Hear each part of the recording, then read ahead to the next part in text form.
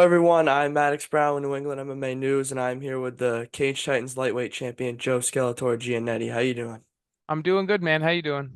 Good. We're gonna get right into your most recent fight. In your most recent fight at Cage Titans 65, you defeated Jacob Bond in 27 seconds. Can you walk us through the materialization of the finish? Did you set that up in training? So that's been something I've hit for years. Anybody that trains with me knows I love going for any of those front headlock chokes. But it wasn't really something that I was going into fight night like, yeah, that's it. Like that's what I'm gonna get him with. I knew that we were gonna end up in some grappling exchanges because of how the first fight went. I knew there was no way he wanted to stand with me again. And, in the locker room warming up, my coach Justin Burrell was just like, "Hey, I'm gonna shoot on you and you're just gonna work those front headlock chokes." And then after a couple minutes, he's like, "Hey, work that ninja choke." So I just kept working it. And I was like, that's like weirdly specific, but I was like, I'm gonna, you're my coach. I'm gonna tell you, you're gonna tell me what to do, and I'm just gonna do it. And so we did that for like 10, 15 minutes, and went out in the fight, threw one head kick, got into a little exchange, and he shot, and it was just right there, and it worked out perfectly. I couldn't ask for anything much better. Yeah, it was a sick finish. I was at that fight. The atmosphere was crazy. Yeah, Um, place went nuts. yeah. Uh, how was your camp? Was there any injuries or mental struggles?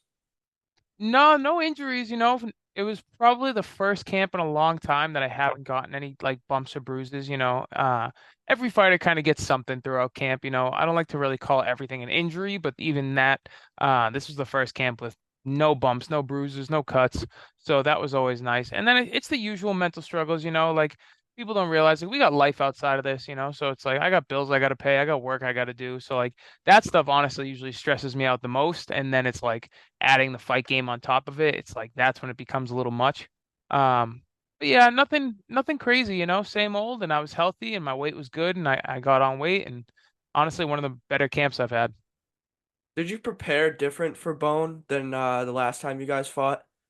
Yeah, so the first time we had fought, I worked my takedown defense probably every day of camp. And then this fight camp was just like do your thing, like I worked my grappling every day and I was working my striking, my wrestling, just everything, just improve everywhere. We know what he's going to do this time. There's no way he fights the same. And if he does, I knew I'd be a more polished version of myself from that first fight. So I'd be okay no matter where it went.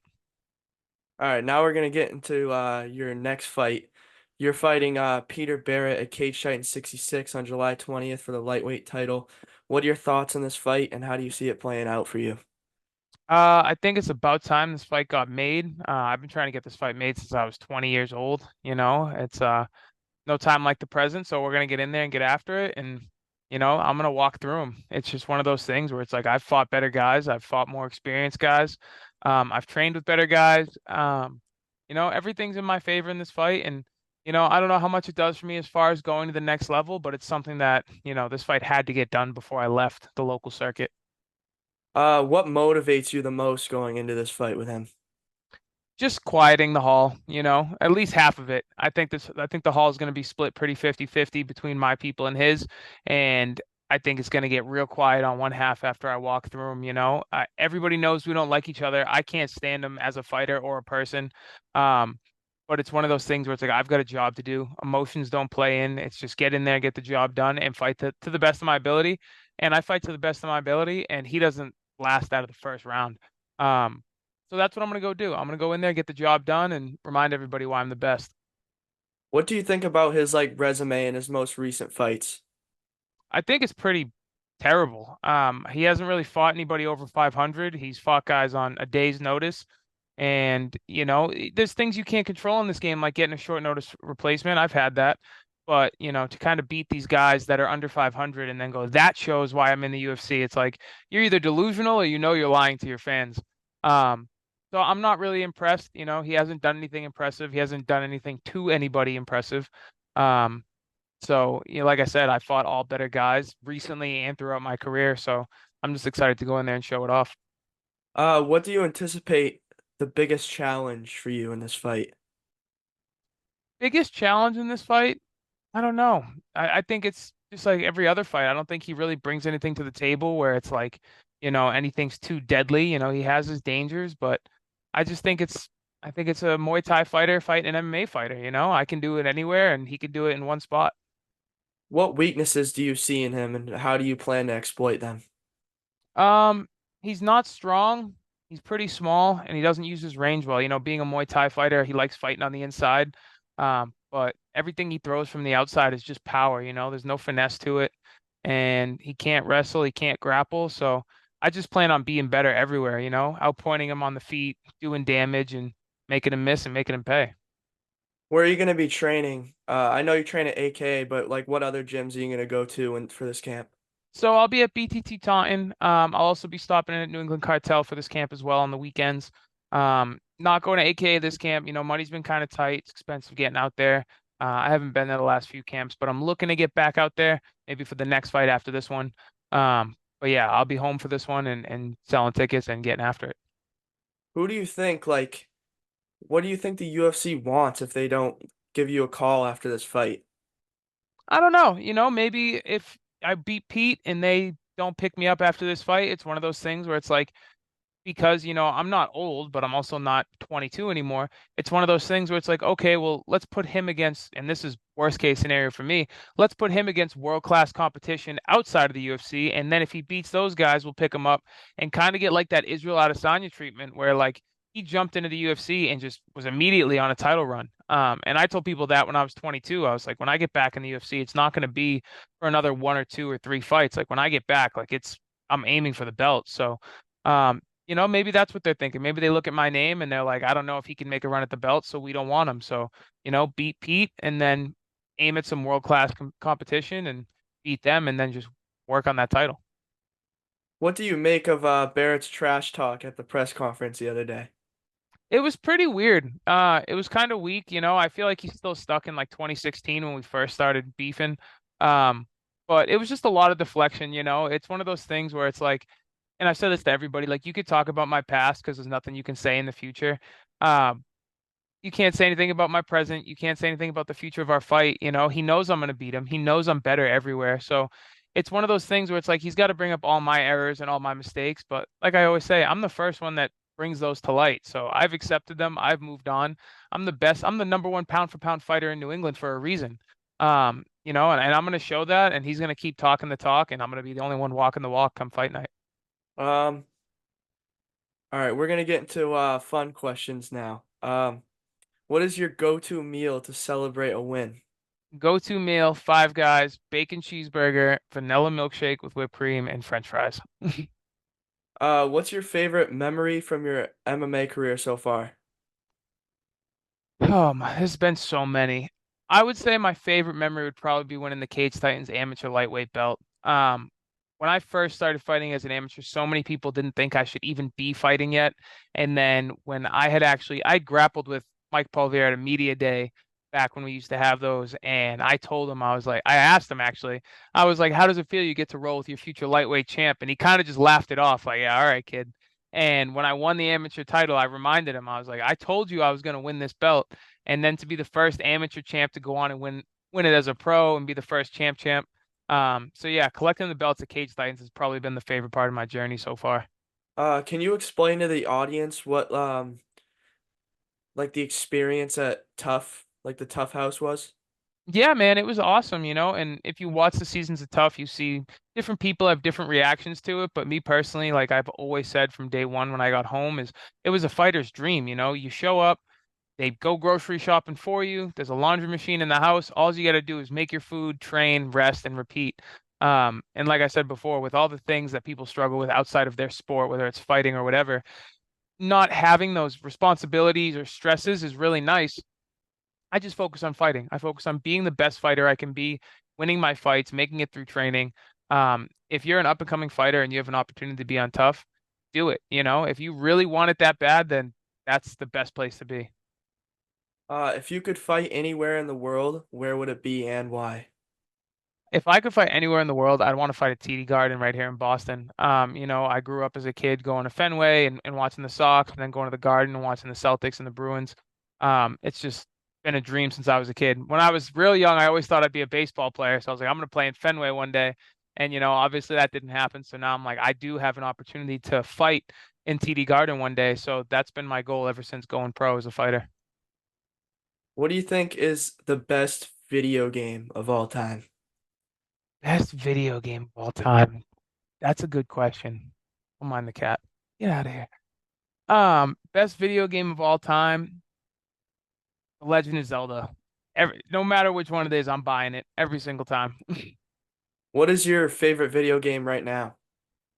Right now, I'm playing a lot of Call of Duty. It drives me crazy, but I'm playing a lot of Call of Duty. But I've been Yeah, playing that since I was a kid. I used to wake up like every Saturday morning, play multiplayer for like 3 hours straight. I watched some of your streams on Call of Duty. I appreciate that.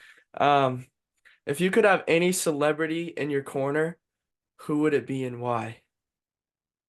Any celebrity in my corner? It's a tie between David Goggins and Sylvester Stallone. I don't think there's anybody else that's giving you a better pep talk. If you could fight any celebrity, who would it be and why?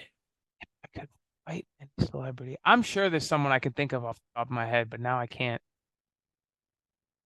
I'm pretty on the fence about Pete Davidson. I think I'd fight Pete Davidson. Uh, who's your current favorite UFC fighter? My current favorite UFC fighter. It's been him for a while. He's been a little less active lately, but I'd have to say Stephen Thompson. You know, when his fights are on the feet, it's like the most exciting fight on the card.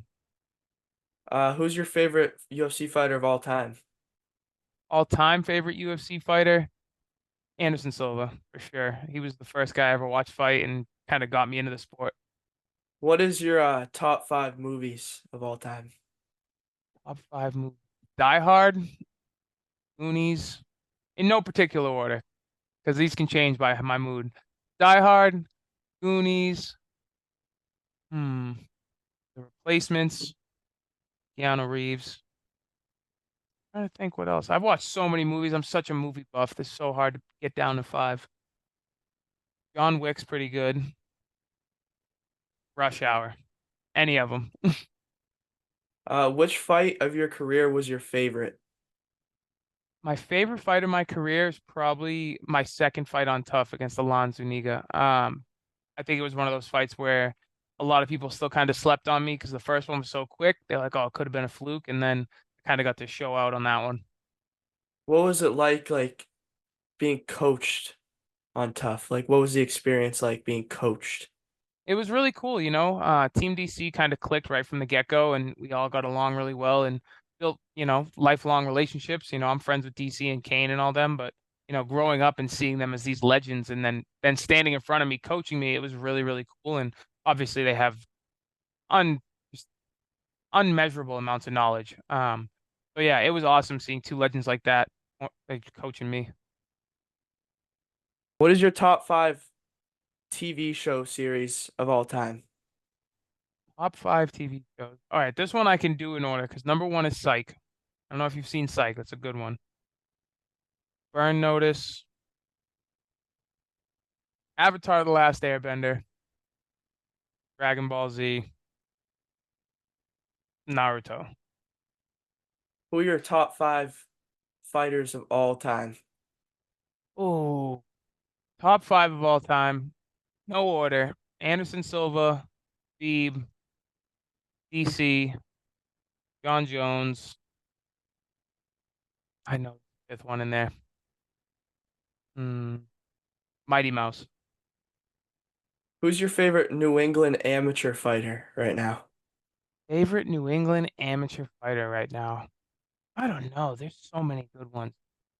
Biasly, like I would have to say my teammate, like Jaden Curley. But like unbiasedly, like Bambino is like probably one of the most exciting fighters around. Um, yeah, no, the amateur scene has been blowing up. It's insane how like even compared to when I was an amateur, seeing them nowadays. Who's your favorite pro New England fighter right now? Uh, that Joe Giannetti guy is probably my favorite pro MMA fighter. He's pretty good. Yeah, he's kind of good. Um, do you have a favorite UFC event of all time? My favorite UFC event of all time, I've got two, and they're tied because I was at them. UFC 118, it was the very first UFC in Boston. I went as a kid. And then whichever UFC, whichever UFC Mighty Mouse hit the back arch armbar And Tony Ferguson fought Kevin Lee. I was at that one too, and that was insane to see in person. I was at the UFC 292 Aljo Oh, versus yep. O'Malley. That was That was sick. that was crazy. I I'm watched that one actually on my wearing the phone. shirt. I'm actually wearing the shirt right now. Oh, let's go. Uh, it was a sick that was crazy. The Yeah, environment was crazy. It was I so saw loud. pictures from my friends that were there, and like it was full from prelim to main Yeah, card. It was it was nuts. so loud. Uh, what was your favorite which belt was your favorite to win? My favorite belt, I would have to say the amateur 155 belt, just because I think I might be the biggest underdog in Cage Titans history going into that fight. I was supposed to lose and almost did in the first round, fought back, and it was funny that day I showed up to Memorial Hall and I was like, hey, I just saw this Darce choke on YouTube. I'm gonna hit that, and everybody was like, yeah, yeah. And then I Darced them in the third round, and I was like, I told you. What's your favorite submission? It would probably have to be a Darce. Ever since that day, I've just been like adapting it and hitting it everywhere I can. Do you have a favorite kick, like hook kick or anything? Uh, Honestly, the hook kick or like a crescent kick is like one of my favorites, and it's because I never hit it in a fight. Like I always try it out in sparring, and I never hit them in a fight. So that's probably my favorite. Do you have any shout outs to any of your supporters before I let you go? Yeah, everybody that buys tickets and t-shirts and comments and shares my posts, I appreciate you guys. Two Fight Bros, they always have my back. All my sponsors are awesome. Hene Reels, Natalia Vargas Insurance. Um, the list goes on and on. Like you guys are the best. I appreciate it. And yeah, anybody that's interested in coming to the show, hit me up. We're sold out of front rows. We're selling tickets like crazy. It's actually mind-blowing. But we've got plenty of other ones. So if you're going, hit me up.